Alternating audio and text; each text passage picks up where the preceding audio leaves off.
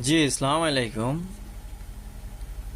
লক্ষ্মীপুরের রায়পুরে বিএমপির আবুল খায়ের ভূঁইয়া।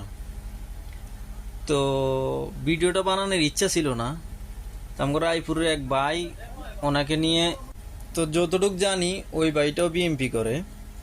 তো এই আবুল খায়ের ভূঁইয়া ছেলেবেলারা মানে ওই ভাইয়ের মেসেঞ্জারে কমেন্ট বক্সে ফোন দিয়ে গালাগালি হুমকি যা শুরু করছে ক্ষমতা আসার আগে। আমিও বিএমপি করি, আমি প্রবাসী। তো প্রবাস কল্যাণ একটা বিএমপির একটা ইসের সাথে আমি জড়িত আজকে 5-6 বছর। কিন্তু আজকে ভোটা মানে বুঝ জ্ঞান হওয়ার পরের থেকে বিএমপি সাপোর্ট করি। আবুল খায়ের ভূঁইয়া হইলো আলু। আলু চিনেন? মানে আলু এমন একটা জিনিস যে কোনো তরকারির সাথে যায়। মূলা দিয়ে আলু দিয়ে রানবেন, মাংসর লগে দিবেন, যে কোনো তরকারির সাথে আলুর সাথে যায়। আবুল খায়ের ভূঁইয়ার অবস্থা হয়েছে এমন। আমার বয়সে আজ পর্যন্ত দেখি নাই যে ওনাকে দিয়ে রায়পুর বাজারে কোনো উন্নতি হয়েছে বা কারো সহযোগিতা হয়েছে।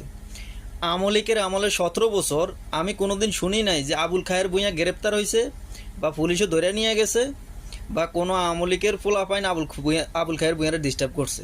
কিন্তু এটা দেখছি শহীদুদ্দিন চৌধুরী অ্যানি লক্ষ্মীপুর, উনি হামলা মামলা মেলা কিছু শিকার হয়েছেন, শুধু বিএমপি করে এই কারণে। কিন্তু আবুল খায়ের ভূঁইয়া কি করতো? ওই আমলিকের আমলে আমলিকের সাথে তাল মিলাই চলতো, আর বিএমপি যখন আসে তখন আবার বিএমপির সাথে তাল মিলাই চলে। আবুল খায়ের ভূঁইয়ার অবস্থা হয়েছে এমন।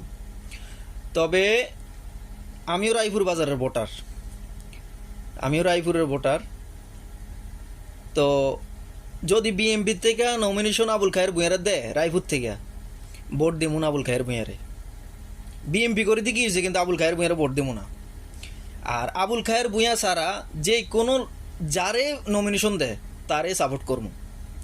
শুধু আমি না, এটা অনেক মানুষের কথা, আমাদের অনেক রায়পুরবাসীর কথা, মনের কথা। হয়তো এখন কেউ ভয়তে বলতে পারে না বা কেউ বলতেছে না, কেন বলতেছে না সেটাও খুব ভালো করে জানেন।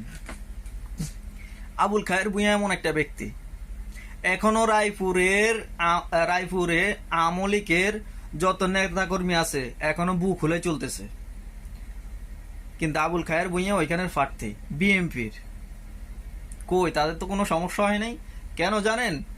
কেননা আমলিক ক্ষমতা থাকতে আবুল খায়ের ভূঁইয়া এইভাবে চলতো। আমলিকের লোক আবুল খায়ের ভূঁইয়ারে ডিস্টার্ব করতো না।